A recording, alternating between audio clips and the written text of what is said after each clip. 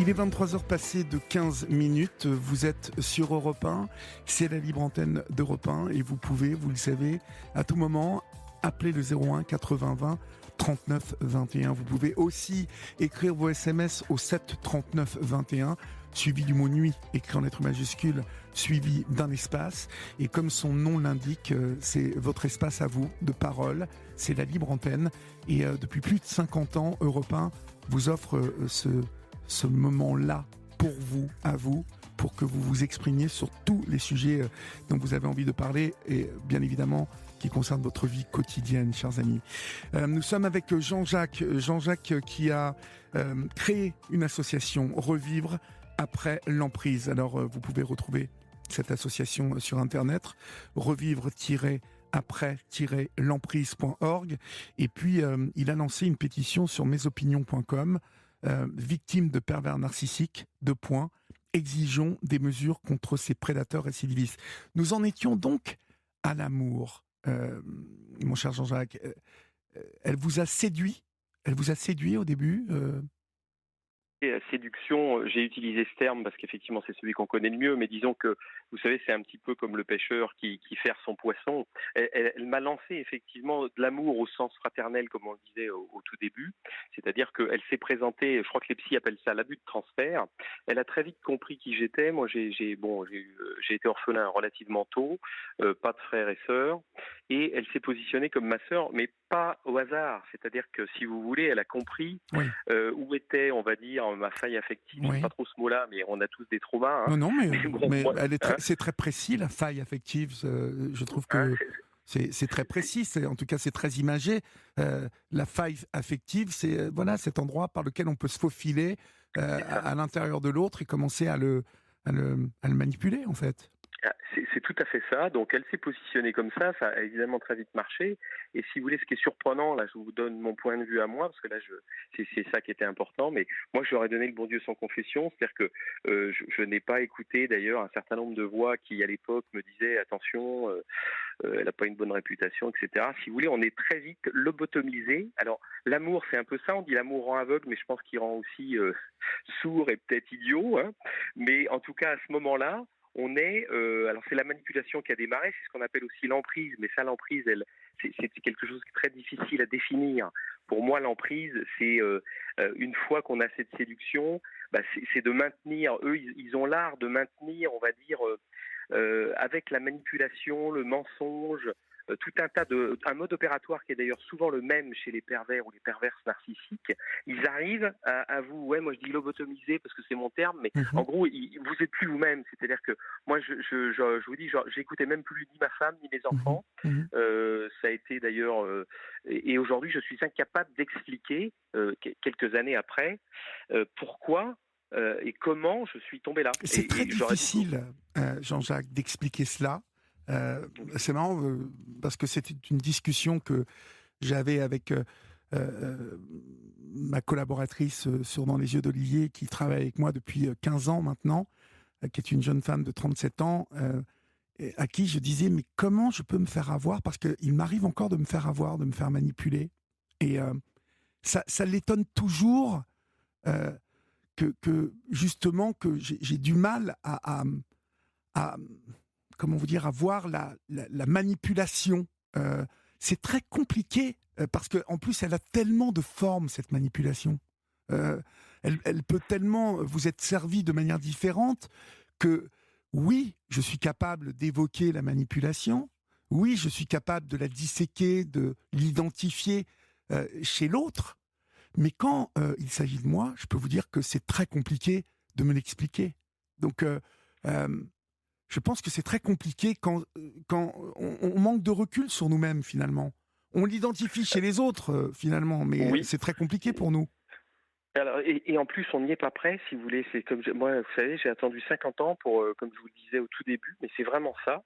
Je crois qu'il y a un livre qui, je ne sais pas si vous connaissez Les Reclus de Montflanquin, qui était une histoire assez terrible de pervers narcissiques enfermés dans un château. Je vais vous dire, il y a un film Dans les yeux d'Olivier consacré aux reclus de Montflanquin, et je peux vous dire que j'ai tous les reclus.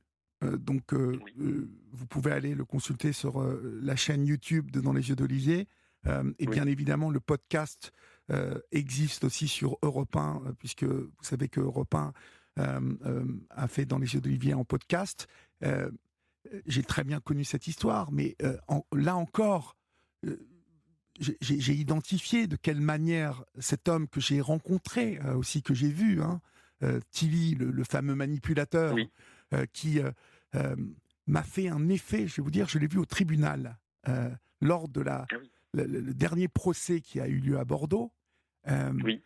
et je peux vous dire que j'ai observé ce petit homme, tout dans le box des accusés, ce petit homme tout fin, là, un peu recroquevillé sur lui-même, qui, comme ça, pendant 20 minutes, n'avait pas moufté. Et je peux vous dire que je l'ai vu exploser au bout de 20 minutes ou une demi-heure, en s'adressant à la présidente, en s'adressant à ses assesseurs. Et là, j'ai vu la force, le charisme de ce petit bout d'homme. Euh, C'était sidérant, en fait. Et voilà, parce que tous ces pervers ont ont quelque chose de particulier. Hein. Ils ont généralement une intelligence particulière. Alors, ils ont un aplomb particulier Oui, déjà, oui, un aplomb énorme. oui, mais c'est lié à une sorte d'intelligence, hein, mon cher Jean-Jacques. Il y a malheureusement, il y a parce qu'on va revenir sur une phrase que vous m'avez dite et qui a fait vibrer quelque chose. C'est que vous m'avez dit, j'ai mis 50 ans à m'apercevoir qu'il y avait des méchants. Euh, Oui. Est-ce à dire que pendant 50 ans, vous pensiez que vous viviez dans le monde des bénis oui? Alors, pas des bénis. Alors, vous n'êtes pas sympa sur les bénis, oui, Non, oui. Moi, c'est une j'aurais dit les question bisounours. Non, je sais. volontairement. Pardonnez-moi, nulle intention de vous blesser, mais euh, je savais moi qu'il y avait des méchants. Vous voyez, même dans les films, il y a des méchants. Bon, même si on nous a servi très longtemps, on n'est pas très loin en âge, mon cher. Donc, on a été, nous, on a baigné dans la culture des films de John Wayne, de Steve McQueen, d'Alain Delon. Tout à fait. Généralement, c'était les gentils qui gagnaient toujours à la fin. Oui, Hein? c'est ça. Comme dans les dessins animés de Walt Disney, mais ils gagnent à la Exactement. fin. Ils Voilà. gagnent à la fin. Ils Seulement à la gagnent à la fin. fin. Mais bon, j'ai envie de vous dire que il y a un moment, moi, quand je m'en suis pris une, deux, trois, quatre, et puis que, en plus, ayant été élevé dans la culture du christianisme, hein, Oui, j'étais plutôt, on comme m'avait moi. toujours dit, il faut être gentil avec l'autre, hein, il faut pas voler, il faut Tout pas à taper, fait. il faut pas mentir. Bon, tendre la joue droite quand j'en avais pris une sur la gauche, ça, j'ai jamais trop fait, mais quelque part dans la vie, je me suis très longtemps comporté comme ça. Euh, Jusqu'au jour où je me suis dit, mais attends, il y en a plein qui respectent pas le truc, là. Et donc, je me suis quand même aperçu, euh, bon, qu'il y avait quand même des méchants. Vous voyez ce que je veux dire? Je J'ai suis commencé quand même d'accord, à me Olivier, mais les méfier. méchants qui se voient. Il faut Qui faire la se voient, différence entre c'est les vrai, méchants vous qui avez se raison. voient Vous avez et raison. les méchants qui vous manipulent. On parle vraiment Vous là de avez raison. perversion et de manipulation. Et cela, je peux vous assurer, alors pas dans tous les cas, mais moi j'ai beaucoup de témoignages maintenant avec l'association, si vous voulez, où d'ailleurs on le voit. Hein. On a aussi un problème de dépendance affective, mais ça c'est un autre sujet, mais où on a des gens qui n'arrivent pas à voir le mal en face d'eux et qui ne voient que ce qu'on appelle le gaslighting du départ, c'est-à-dire la séduction folle qu'ils donnent au début. Oui, Et ça devient une addiction, notamment dans le couple. Je ne sais pas si vous avez sûrement eu des témoignages là-dessus, bien sûr. où on ne peut plus s'en séparer parce qu'on se dit un jour ça va revenir. Ils m'ont tellement donné que ça va revenir. Mhm, Et c'est vrai, parce que mhm, comme ils sont manipulateurs, de temps en temps, vous savez, ils vous relancent un petit coup d'amour au milieu mhm. et après vous replongez parce que malheureusement, alors moi cette partie-là je ne l'ai pas vue, c'est pour ça que je n'en parle pas trop. Je n'ai pas vu ce côté sombre. Moi j'ai vu le côté sombre par rapport aux dégâts que cette personne a fait dans ma vie, mais elle les a fait de manière totalement sournoise. Puisque ils ont aussi l'art, si vous voulez, de faire prendre des engagements. Ça, c'est Mhm. quelque chose de très important pour ceux qui On nous va écoutent. sortir, d'ailleurs, après, finissez votre phrase, et après, on va sortir Oui, des grandes tendances et oui, rentrer dans oui, votre histoire pour qu'on identifie oui. bien. D'accord? Oui, tout à fait. Je voulais juste dire ce problème d'engagement parce qu'ils font prendre très rapidement l'engagement. Ça peut être le mariage, ça peut être le déménagement, ça peut être changer de boulot, ça peut être. Et tout ça, c'est des engagements qu'on n'a pas envie de prendre et on Et les c'est prend pour difficile. l'autre. C'est Voilà, difficile. que c'est très difficile et Mhm. c'est surtout déstabilisant. Et je pense que ça fait partie du mode opératoire de ces gens. Mhm. Voilà, Alors, je voulais juste vous dire. Comment, de toute façon, on va y revenir, hein, mais Oui, je trouve que c'est toujours plus facile pour nous tous, hein, et nous toutes, oui, d'identifier bien justement tout justement ces manières de manipuler lorsqu'on rentre dans l'histoire personnelle. Euh, oui, Jean-Jacques, en 2003, depuis 2003, vous êtes à votre compte et vous êtes expert comptable. oui. Et puis en 2009, vous rencontrez cette femme. Dans quelles circonstances vous la rencontrez et comment ça se passe? Je la rencontre totalement, alors pas par hasard, mais par une demande de conseil au téléphone, où elle demandait des conseils pour son mari. Mhm. Et dès le premier appel, je vous cache pas que, alors moi je fais partie des gens je sais pas, je ressens des choses quand j'entends le son d'une voix.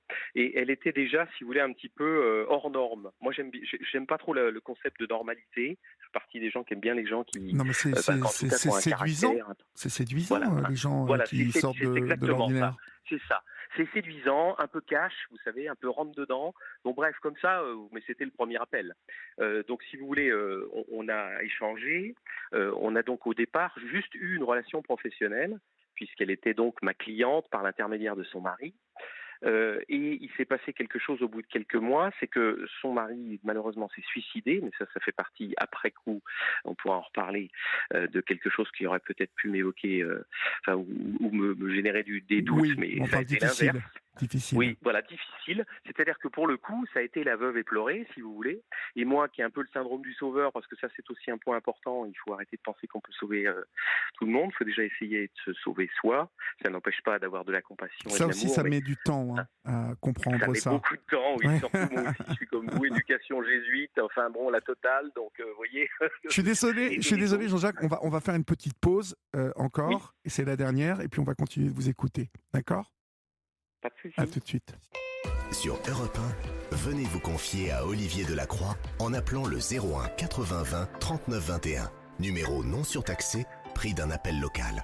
23h28, vous êtes sur Europe 1, c'est la libre antenne d'Europe 1, et nous sommes avec Jean-Jacques, nous parlons de l'emprise et de ce terme utilisé à toutes les sauces, le pervers narcissique, mais vous allez voir là, on est sur un très bon cas, et Jean-Jacques va continuer à nous raconter son histoire. Donc, vous disiez, Jean-Jacques, que son mari s'est suicidé à l'époque, en 2009, quand vous la rencontrez, mais euh, impossible pour vous d'identifier quoi que ce soit. Vous ne la connaissiez pas assez à l'époque. C'est vrai qu'après, c'est avec le recul que j'ai pu analyser ça, mais à l'époque, je pouvais pas. Et bien au contraire, ça m'a, comment dire, Propulsé. aggravé mon syndrome, propulsé et aggravé le syndrome du sauveur. C'est-à-dire que si Mhm, vous voulez, derrière, c'était la veuve éplorée, elle avait bien beaucoup de sûr. problèmes d'argent, enfin, que disait-elle en tout cas. Et puis là, pour le coup, on a accéléré les relations se sont devenues vraiment amicales. Elle venait chez nous régulièrement. Elle m'appelait de plus en plus. C'est-à-dire qu'elle devenait, si vous voulez, c'est des gens qui sont là tout le temps, hein, ils s'impliquent beaucoup dans la vie. C'est aussi pour ça qu'on peut plus s'en passer quelque part et que ça génère de l'emprise, hein, puisque il s'implique dans toute la vie. En plus, elle avait pas l'avantage ou pas, mais médium magnétiseur, donc évidemment, d'une part, je lui faisais toute confiance. En plus, je pensais qu'elle avait un certain nombre de dons. Donc, si vous voulez, elle savait tout sur moi. Mhm. Clairement, ça c'est aussi quelque chose d'essentiel. Mais que vous avez Et bien du voulu lui coup, dire. Que vous avez bien voulu lui bien dire au bout sûr, d'un. dans le D'accord. cadre de cette relation amicale, si vous voulez, elle savait, comme une relation fraternelle, hein, Mhm. c'est-à-dire que elle me disait un certain nombre de choses, je lui disais également. Donc une fois qu'on a eu cette période amicale, il s'est passé une chose importante, c'est que donc j'étais à mon compte, comme vous le disiez, depuis 2003. Et elle m'a dit, écoute, je pense que tu t'en peux plus, là, t'es fatigué. Donc là, on atteignait 2015, on est en 2015 là, mais un élément très important. Et elle me dit, écoute, tu vas avoir des problèmes de santé, je pense qu'il faut que tu envisages de vendre ton cabinet. Ah ouais, Donc oh là là, là, d'accord. Ouais. grosse étape, je vous parlais d'engagement, grosse Mhm. étape. Mon épouse n'était pas d'accord. Moi, Que fait j'avoue votre que épouse comme dans la vie, pardonnez-moi? mon épouse, elle tient des gîtes Oui, dans notre région. d'accord, Et en même temps, elle a fait, depuis cette expérience, elle s'est lancée dans le coaching de vie, d'accord. puisque les expériences de vie, comme je vous le disais, font que on essaye d'utiliser, ça s'appelle Les peut-être la expériences. résilience, Mhm, voilà, mais on utilise les expériences pour faire quelque chose d'autre, mhm. pour aider les autres. Donc, votre épouse n'était absolument pas d'accord avec le Non. fait que vous vendiez. Et vous, vous vous sentiez vraiment à bout vous vous sentiez Alors, proche du burn-out ça ne Alors, marchait pas. très franchement, je pense que c'est comme tout chef d'entreprise. J'étais au moment où ça avait pas mal grossi, j'avais des problématiques de personnel, on était une dizaine. J'avoue que j'étais un peu usé par tout ça Oui. et je me disais, après tout, c'est peut-être une bonne idée, je pourrais faire autre chose parce que ça ne s'en est pas resté là. C'est-à-dire, si vous voulez, elle m'a bien appuyé là-dessus et en même temps, elle me projetait dans l'avenir. C'est pour ça que je vous parlais d'engagement. La vente, c'est une chose, mais elle savait bien à l'époque, j'étais évidemment loin de l'âge de la retraite, et elle s'est dit, bon, elle m'a dit, vends, tu vas voir, tu vas vendre rapidement, et puis derrière, tu vas faire un autre projet, tu vas te faire plaisir, tu vas faire autre chose, la comptabilité, c'est pas toujours très marrant, bref. Mhm. On a eu de longues discussions là-dessus. Bref, j'ai quand même Avant, vendu avant mon que nous cabinet. allions plus loin, pardonnez-moi de vous Oui, interrompre, mais euh, vous m'avez dit tout à l'heure que vous aviez beaucoup de points communs, de goûts similaires. oui, Euh, euh, Ils ont déjà opéré là pour que vous écoutiez cette tout à femme fait, à ce tout point. à fait, Donc tout c'était à fait. quoi ces points communs, ces goûts similaires? Alors, les points communs, si vous voulez, quand je parlais de mimétisme, bon, elle avait beaucoup, enfin, pour moi, elle avait beaucoup d'humour, elle avait une certaine éducation, elle aimait la bonne vie, comme moi, Mhm. elle était aussi, si vous voulez, comment vous dire, dans les pensées, elle était conviviale, elle aimait bien la dérision. Vous voyez, tout un tas de choses qui font Mhm. que dans la vie courante, on avait Oui, des oui. points communs à ces niveaux-là, vous voyez, dans Dis la donc, façon de votre vivre. femme, elle n'y voyait rien Alors de non, il n'y avait gênant ou aucune de... ambiguïté. Alors il n'y D'accord, avait aucune, qu'on soit clair, je le redis, hein, mais aucune ambiguïté sur d'accord, notre relation, d'accord. puisque elle a toujours été fraternelle. Et là-dessus, ma femme n'a jamais eu de souci là-dessus. D'accord. Elle sentait une, si vous voulez, il y Une avait un malaise, emprise? une emprise, elle le sentait, mais elle a eu l'intelligence, parce que si vous voulez, quand on a quelqu'un qui est sous emprise, parce que ça c'est une problématique importante, bah, soit on s'en va, on laisse tomber, soit il faut y aller avec des pincettes. Parce que Oui, quelqu'un qui est sous emprise, si vous lui rentrez cash oui. dedans en lui disant, bon, Vous écoute, devenez vite hein, l'empêcheur de ah, danser exactement. et l'emmerdeur de service. Et là, Et c'est tout à fait ça. l'emmerdeuse, en Exactement. fait. Oui. Et surtout, vous isolez encore plus la victime, parce qu'en faisant comme ça, il y a beaucoup de questions qui se sont posées à l'association là-dessus. On dit qu'est-ce qu'il faut que je fasse? Ma fille, elle est avec un pervers narcissique, etc. Qu'est-ce que je dois faire? Mhm. Surtout, ne pas rompre le lien. Enfin, pour moi, la seule réponse qu'on peut donner, surtout ne pas rompre le lien, ne pas rentrer dedans cash en disant attention, ton compagnon c'est un pervers narcissique, il faut que tu le quittes tout de suite. Parce que Mhm. quand on est sous emprise, on est incapable d'entendre ce discours-là. Mhm. Moi, j'étais incapable. Ma femme ne me l'a pas dit, mais elle est restée. Et quand je disais au tout début que c'est l'amour qui sauve aussi, aujourd'hui, je suis capable de dire que si elle n'était pas restée, bon, je ne suis pas Vous ne sûr de savez ce que pas où je serais vous en devenu. seriez. Oui. Voilà. Mhm. Donc non, mais je le dis au passage, c'est quand même Je crois l'essentiel. savoir que vous lui avez confié beaucoup de choses, euh, dont le fait Oui, que vous étiez devenu orphelin assez jeune. oui, tout à fait. Tout à fait. Moi, j'étais orphelin de père à 13 ans et ma mère, je l'ai perdue, j'avais 30 ans. Et donc, si vous voulez, évidemment, je lui ai confié ça, puisque dans une relation amicale, si vous voulez, elle a très vite su, ça fait partie des premières choses qu'on se dit, hein, quelle est ta vie, etc. Mhm. Et c'est pour ça que je suis à peu près persuadé qu'elle s'est glissée à l'endroit où il fallait être, c'est-à-dire, je vous disais tout à l'heure, la sœur, quoi, la sœur que j'ai jamais eue, quoi, La sœur que vous pour n'avez être clair. jamais eue. Mhm. Et D'accord. oui. Et cette sœur, bah forcément, si vous voulez, la sœur qu'on n'a jamais eue, si dans la mesure où il y a de l'amour et un lien qu'on considère comme fraternel, on l'écoute.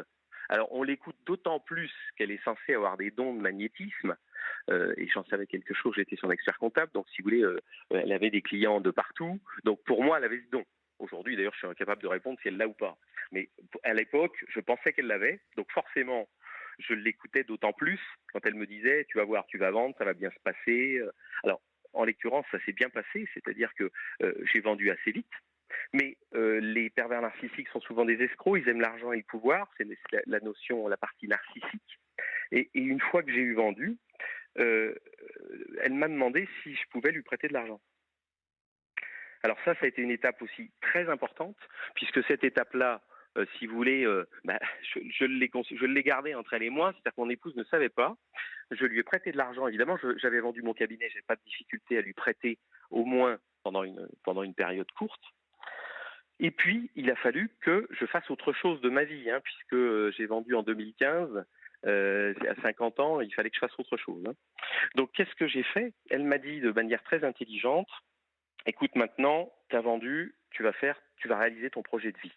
Ah, qui peut dire non? Qui peut penser que c'est une idée, si vous voulez, déviante? Alors, personne. Et mon projet de vie, c'était un projet qui n'avait rien à voir avec la comptabilité.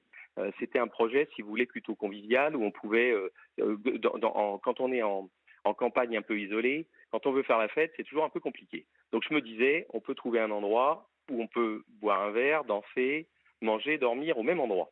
Donc c'était un projet comme ça, vous voyez, c'était 4 verbes. Je me disais, allez, feu, on lance ça. Et elle m'a dit, écoute, t'as vendu, je vais t'accompagner et tu vas faire ça. Quand je vous dis que c'est un projet, si vous voulez, ça fait, j'avais eu cette idée-là il y a 15 ans avant, une idée comme ça qui m'était passée par la tête. Et elle a plongé dedans en disant, allez, faisons ça. Bien sûr, il fallait monter complètement ce projet, c'est-à-dire partir de zéro pour monter ce projet. Et là, ça a été, si vous voulez, extrêmement long, c'est-à-dire que j'ai vendu en juin 2015, je lui ai prêté de l'argent dans la foulée, et elle m'a fait visiter, parce qu'elle est venue avec moi, tenez-vous bien, le jour de mon anniversaire de mariage, un dimanche, on a été visiter une ruine dans la région, c'est d'ailleurs encore sur Google, je crois, une ancienne boîte de nuit qui avait brûlé.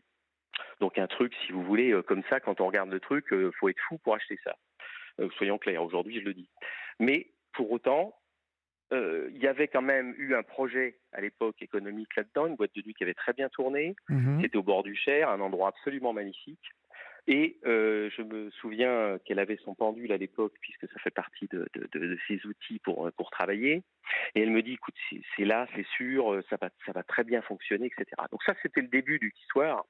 Mais le problème, c'est que tout s'est enclenché derrière. C'est-à-dire que, si vous voulez, évidemment, comme je suis expert comptable, je ne me suis pas contenté de son avis. J'ai fait des prévisionnels, j'ai rencontré un certain nombre de gens, des experts. Il a fallu passer par le permis de construire. Enfin, vous imaginez tout le chantier, puisqu'on partait d'une ruine et il fallait construire un bâtiment énorme. Donc ça m'a valu un certain nombre de déconvenues, mais elle a toujours été là. C'est-à-dire que, si vous voulez, elle m'accompagnait, tout au moins elle faisait mine de m'accompagner, parce que je l'ai su qu'après. C'est-à-dire qu'elle m'a aidé à choisir un certain nombre d'interlocuteurs, d'artisans pour monter ce bâtiment. Elle a été après jusqu'à m'aider dans les embauches, les recrutements. Et donc, si vous voulez, pour moi, à la limite, ça roulait. Elle était là, à côté de moi, elle allait m'accompagner. Elle s'était même engagée non seulement à me rendre ce qu'elle me devait, mais à m'accompagner financièrement dans le projet. D'accord. Donc, vous voyez, c'était sœur de cœur, mais en même temps, pas associés, parce qu'ils ne sont pas fous, ces gens-là. Bien évidemment, elle ne voulait pas apparaître sur les papiers.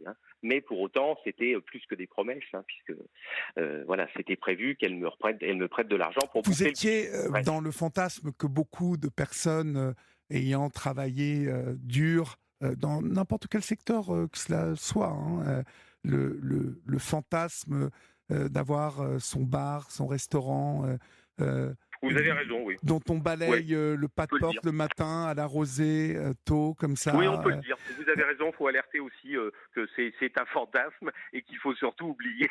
Sauf si on est initié. C'est surtout que moi, je l'ai fait il y a 20 ans, ça, et je peux vous dire que, alors, pas de pervers narcissique autour de moi ou quoi que ce soit, mais que la restauration ou avoir un bar, c'est un vrai métier et proche même de la vocation, et que si vous ne l'avez pas, cette vocation, vous vous engagez dans une galère totale, parce que c'est un métier très compliqué.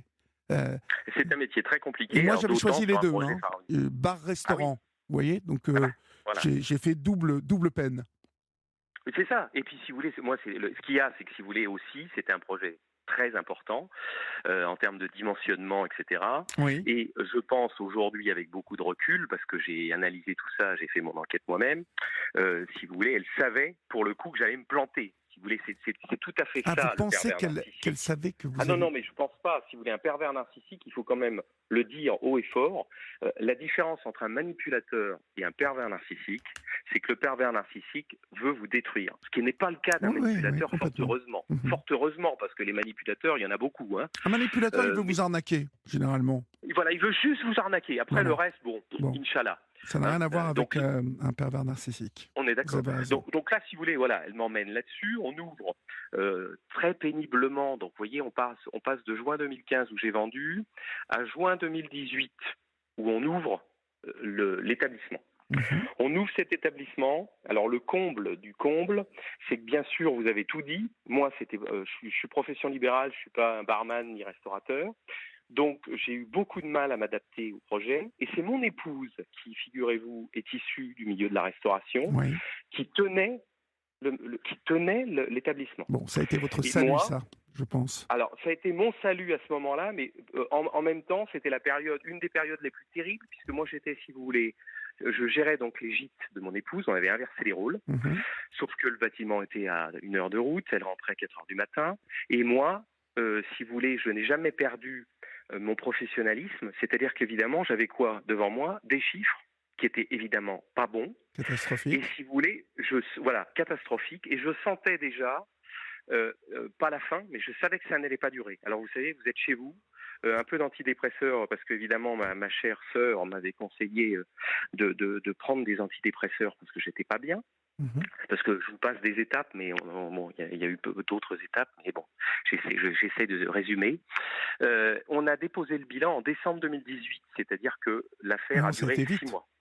Ça a été très très vite, et quand j'ai compris au mois de novembre 2018, au moment où je lui ai demandé qu'elle me rende non seulement ce que je lui avais prêté, et qu'elle participe au projet. Et là, j'ai eu la réponse classique du pervers narcissique. Écoute, faut que j'en parle à mon avocat. C'est-à-dire que ce jour-là, j'ai une grosse période de déni. Alors, ce n'est plus la sœur. Ah non. Et en même temps, si vous voulez, le cerveau, dans la mesure où vous êtes déjà au fond du trou, si vous admettez du jour au lendemain ou en quelques secondes que celle que vous pensiez être votre sœur, c'était votre pire ennemi, c'est quand même très difficile. Donc moi j'ai eu une période de déni parce que je pense que après réflexion, si vous voulez, les appels, je vous disais qu'elle m'appelait journalièrement, etc., etc. Au moment où le projet s'est monté, elle était de moins en moins présente. C'est-à-dire qu'une fois que ça s'est ouvert, que je lui avais prêté les sous, qu'elle avait ce qu'elle voulait. Vous lui avez prêté 100 000 euros, hein, c'est beaucoup d'argent. En 4 fois. C'est beaucoup d'argent. Oui, c'est beaucoup d'argent. Ben oui. C'est beaucoup d'argent, mais si vous voulez, la confiance, vous savez, l'argent, effectivement, on peut dire, ouais, ben c'est. Mais vous savez, après, c'est proportionnellement, si vous voulez, bien sûr, ça fait énorme. Mais aujourd'hui, à l'époque, je pouvais le faire, j'avais vendu mon cabinet. Et comme je lui faisais toute confiance, que je la considérais effectivement comme surendetté et que c'était ma sœur, je ne voyais pas pourquoi je ne l'aurais pas prêté. Oui. Si vous voulez, vous voyez ce que je veux dire? Bien Alors, sûr. je lui ai prêté, bon, j'assume. Hein. Et si vous voulez, là, quand je me suis réveillé en novembre 2018, évidemment, c'était beaucoup trop tard. Puisque j'étais au bord de la ruine financière, puisque j'avais pris, moi, d'énormes engagements, mais personnels. Vous vous êtes engagé à hauteur de 2 millions d'euros pour que tout le monde c'est un truc de fou. se rende compte de l'investissement et surtout combien vous étiez à côté de vos pompes. Hein, parce que tout à fait, mais c'est ça. S'engager, pour un expert comptable. Vous voyez, pour un petit bar, acheter une affaire de 200-300 000 euros passe, mais là, vous avez restauré une ruine de 800 mètres carrés. Tout à fait. Vous vous êtes lancé dans un truc gigantesque. Un truc pharaonique, et pour vous quand même donner l'info à ceux qui nous écoutent, pour pas qu'ils me prennent quand même complètement que pour un fou. Non, mais ça peut arriver à n'importe qui. Alors, vous savez, les gens qui écoutent cette libre antenne connaissent beaucoup de témoignages qui les ont bien éclairés sur la capacité que certains êtres, hommes ou femmes, ont à vous faire tout un tas de choses incroyables. C'est tout à fait ça, c'est une histoire de fou. C'est incroyable, c'est le mot que vous dites. Moi, je résume toujours par une histoire de fou. Et je voulais juste vous dire, parce que par rapport à son mari qui s'est suicidé, parce que c'est quand même un point important, j'ai appris derrière, son mari était architecte, si vous voulez, c'est un architecte d'intérieur qui avait une petite affaire qui marchait très bien. Et quand elle m'avait appelé, c'était parce qu'il avait un problème fiscal. Et en l'occurrence, elle l'avait emmené vers un projet pharaonique, c'est-à-dire qu'elle avait fait elle a fait du copier-coller avec moi, sauf que je n'étais pas son mari. Elle l'a emmené vers un projet pharaonique qui n'a pas marché. Et si vous voulez, je suis à peu près persuadé aujourd'hui, parce que j'ai quand même j'ai pu découvrir un certain nombre de choses, que ça fait partie des motifs, en tout cas, qui l'ont amené à mettre fin à ses jours. Et je rajouterais qu'elle a tout fait pour que ça soit le cas. Mais ça n'engage que moi. Hein. Mais si vous voulez, c'est pour ça que je dis c'est très difficile à expliquer, mais si vous avez déjà eu des témoignages, je pense que les gens peuvent comprendre. Mais ce qu'il faut comprendre, moi je suis cartésien, je suis expert comptable, et effectivement ça peut arriver à tout le monde. C'est aussi pour ça que je témoigne et que j'en ai fait une assoce. Hein, ça, on en parlera peut-être 5 minutes si vous le voulez bien. Mais c'est parce que, si vous voulez, cette expérience de vie, d'une part, je la souhaite à personne, et je pense que ça peut arriver, comme vous dites très clairement, à n'importe qui. Ça n'a rien à voir avec le niveau d'études, avec l'intelligence, avec l'émotion. Ça n'a rien à voir avec tout ça. Non, on joue là sur les sentiments, on joue là sur l'émotionnel, sur la sensibilité, on joue là sur, bien évidemment, les fantasmes de se réaliser dans la vie, de réaliser un rêve. Et puis, quand on a quelqu'un à côté qui a choisi de manipuler et qui ne fait que vous encourager et vous appuyer dans les décisions que vous devez prendre, mais que finalement elle vous a amené à prendre, il y a plus rien, il y a plus de filet, il y a plus rien qui vous retient là. Non. Même pas votre femme, je suppose, parce que votre femme, à un moment, 2 millions d'euros, elle a dû se demander où vous étiez en train de partir. Ah mais quoi. Ça a été terrible, hein, si vous voulez.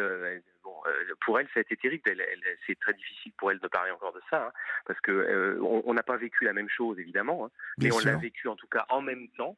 Mais il faut rajouter que dans sa perversion, comme elle était médium magnétiseur, elle ne tenait pas le même discours à mon épouse qu'à moi, et non plus à mes filles, parce que j'ai 2 filles. Quel âge ont vos filles ? Alors, ma fille, j'en ai une qui a 20 ans et l'autre qui en a 28. Aujourd'hui, hein ? Oui, aujourd'hui. D'accord. Donc, si vous voulez, à l'époque, ma plus jeune fille a été manipulée parce qu'elle était souvent chez nous, comme je vous le disais. On la laissait de temps en temps avec nos enfants, puisqu'on avait 4 enfants, famille recomposée. Donc, elle avait 14 ans à l'époque. Elle avait, 2009, oui, c'est ça. Oui, 13-14 ans, tout à fait. Donc là, vous savez, où on est encore plus influençable que la normale. Je ne sais pas aujourd'hui, parce que ma fille ne s'en rappelle plus ce qu'elle a pu lui glisser à l'oreille, mais j'ai failli ne plus la revoir. Un jour, elle m'a appelé en me disant « Écoute, papa, on les avait tous les 15, comme on est famille recomposée, je vous le disais, on les avait tous les 15 jours à la moitié des vacances. Et un jour, la veille des vacances, elle m'appelle en me disant « Écoute, papa, je veux plus venir te voir. » Alors, je vous explique pas, c'est évidemment au moment où ça allait pas. Et j'ai même rencontré une psychiatre mandatée par mon ex-épouse pour me dire que ma fille ne voulait plus venir, mais ne pouvait venir du tout. D'accord. Je ne dis pas pour un papa qui est déjà au fond du trou. En plus, je ne comprenais pas. Heureusement que tout ça maintenant est Alors, loin attendez, derrière. n'allons pas trop vite. Oui. Quand vous vous réveillez, parce que je crois savoir qu'elle invoque son avocat au moment où elle doit rembourser l'argent, et qu'elle disparaît en plus. Alors, elle disparaît pas, mais elle est plus, si vous voulez, elle m'appelle sur les 6 derniers mois. Elle est beaucoup moins joignable. Plus d'image. C'est tout à fait ça. C'est tout à fait ça. Un grand classique. Et je l'appelle. Grand classique, je l'appelle 1 fois, 2 fois. La 3e fois, elle me dit « Bon, écoute, faut arrêter de me harceler ». Elle a utilisé ce terme-là. Hein. J'avais enregistré d'ailleurs la conversation. Ça voulait dire et attention. Là, c'est ça, attention. Et là, si vous voulez, j'ai compris. Le cerveau, comme je vous le disais, est retourné dans le bon sens. J'appelle ça un réveil, vous savez, comme un coma léger. Oui, mais là, on se réveille comment ? Vous êtes réveillé comment, Jean-Jacques ? D'un coup, vous savez, ça a été le déclic. Le déclic, je me suis dit, tu t'es fait avoir. Tout était faux. Alors, je vous explique pas. Toutes les années d'avant, vous vous dites, tout ce que j'ai vécu était faux. Par contre, ce qui est pas faux, c'est que tu es en ruine, que tu as 5 procès, que tu risques de perdre ta maison, tu vas repartir dans une caravane, ta femme, je n'étais pas encore sûr qu'elle va rester. Enfin, c'est une descente aux enfers absolument. Vous êtes comme sorti d'un coma, en fait. Moi, pour moi, c'est comme un. Alors, je l'ai pas vécu, mais je pense que c'est comme un coma léger. Vous savez, vous repartez, alors avec plus aucune confiance en vous, bien évidemment, Mhm. puisqu'elle vous a tellement ballotté sur des trucs inimaginables que vous dites, mais t'es bon à rien, mon pauvre vieux. T'es bon à rien, tu sais même plus faire ton métier. Moi, si vous voulez, j'ai aucune. Je veux dire, à un moment, on fait un certain nombre d'études, mais que je sois expert comptable ou autre chose, moi, c'est pas plus suite, mais j'en ai pas vraiment de fierté. Mais vous savez, j'avais l'impression de plus savoir rien faire, y compris mon métier. Et là, bah, vous vous réveillez. Heureusement que ma femme était là, c'est ce que je vous disais tout à l'heure. J'avais plus que ma femme. Et bah, qu'est-ce que j'ai fait? Je peux pas vous dire pourquoi, mais c'est exactement comme ça que ça s'est passé. Le réveil, ça a été comme ça. J'ai échangé avec mon épouse. Je lui ai dit, écoute, voilà, je lui ai prêté de l'argent. Elle me les rend pas. On a échangé longuement. Bon, ma femme m'en a beaucoup voulu pour ne pas lui avoir dit que je lui avais prêté de l'argent parce que je pense qu'elle aurait peut-être mis le pied dans le plat avant, mais ça aurait rien Ah changé oui, vous entre ne lui nous aviez parce que pas dit. Vous ne lui aviez pas non. dit. Mais Et de toute puis, façon, elle non entre plus, nous, bien évidemment. voilà, elle non plus.